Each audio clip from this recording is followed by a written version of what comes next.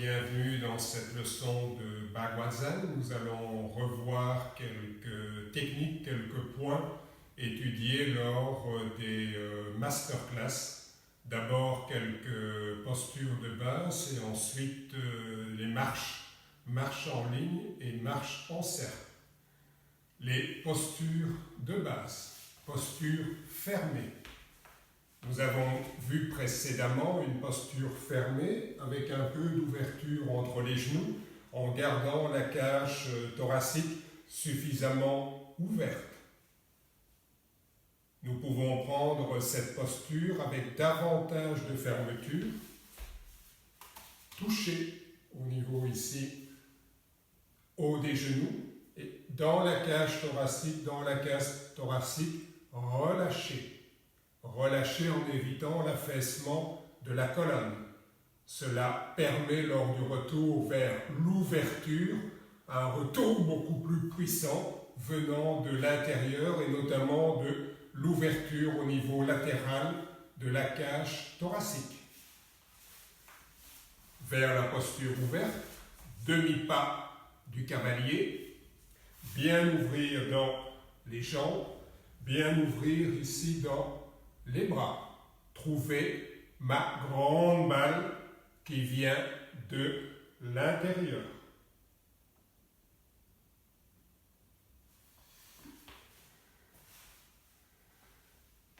Nous démarrons avec cette posture. Pointe du pied légèrement rentrée. Les hanches et les épaules un peu dans la diagonale. Comme dans notre posture du Sinichuan, posture des 3 points. Les hanches, les épaules. Je vais maintenant utiliser ça ici. Rotation de mon centre.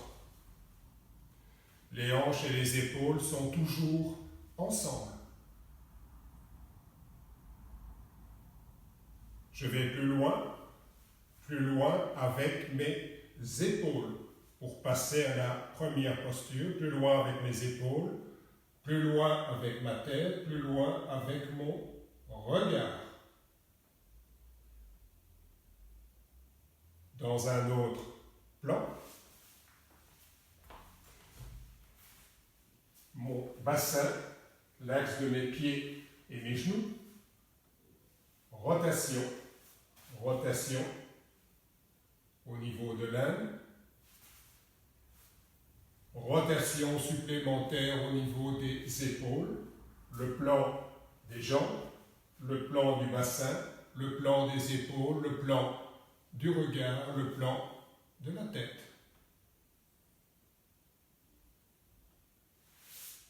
Lorsque je passe à la posture suivante, coude fermé, coude ouvert, poids principalement sur la jambe arrière, je veille à ce que mes bras soient comme des ailes, légers.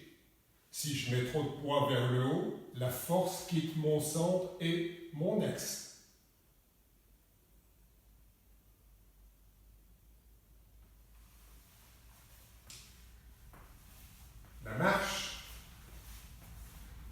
La marche en ligne droite,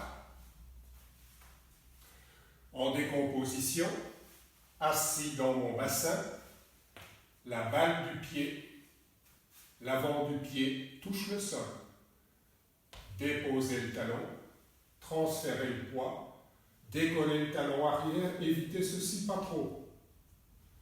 Venir dans un pas qu'on nomme pas de la poule en Sinichuan, en restant assis dans la hanche, aborder le sol avec la balle du pied.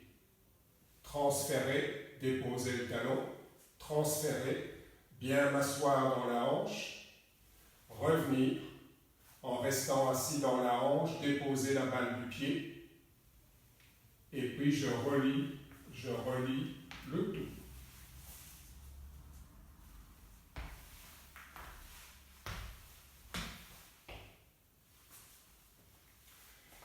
Quand j'ai plus d'espace, je pratique cette marche en ligne droite sur de grandes longueurs.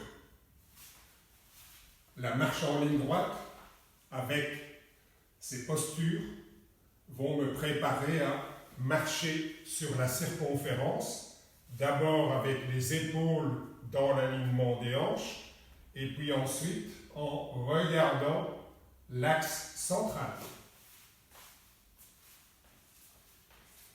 Le pied intérieur, le pied droit en l'occurrence, avance en ligne droite.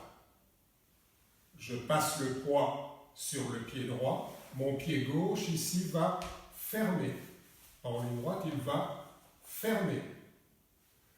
Transférer le poids, revenir.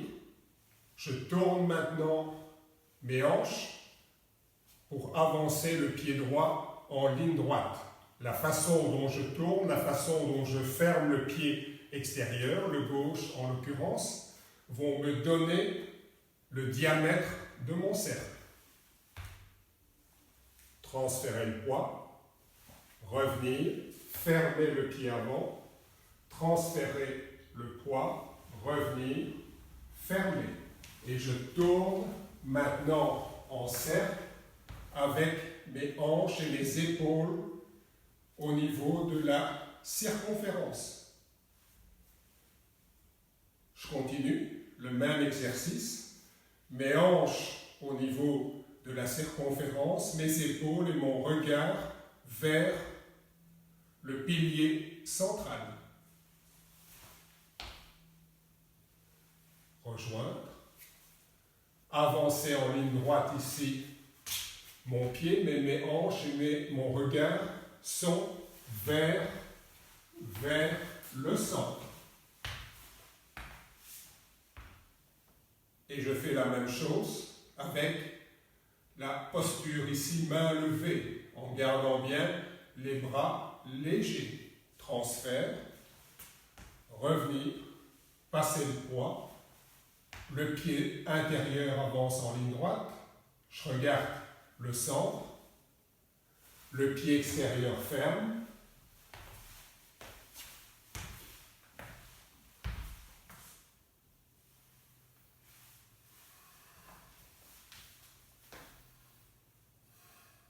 Nous allons reprendre quelques points abordés dans les masterclass.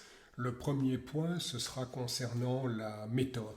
La masterclass précédente portait sur le Tai Chi Chuan de style Sun et sur l'art du Xing Chuan, la voie du corps et de l'esprit, les deux matières qui me correspondent le mieux. Étonnamment, cette masterclass-ci porte sur les deux matières où j'ai mis le plus de temps à percevoir leur dynamique, le style Shen de Tai Chi Chuan et le Baguazhang.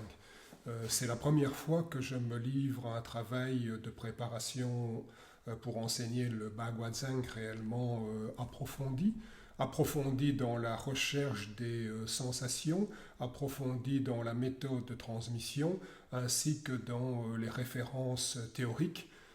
J'avais en réserve une version numérique avec tous les numéros du Baguazhang Journal, magazine de haute qualité américain sur cet art. Cela m'a permis de mettre en évidence l'importance des fondamentaux.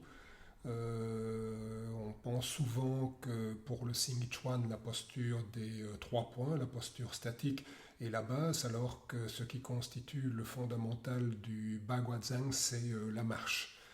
J'ai découvert plusieurs sources qui mentionnaient que les 8 postures sur place sont le fondement du travail intérieur, du Neigong, du Qigong.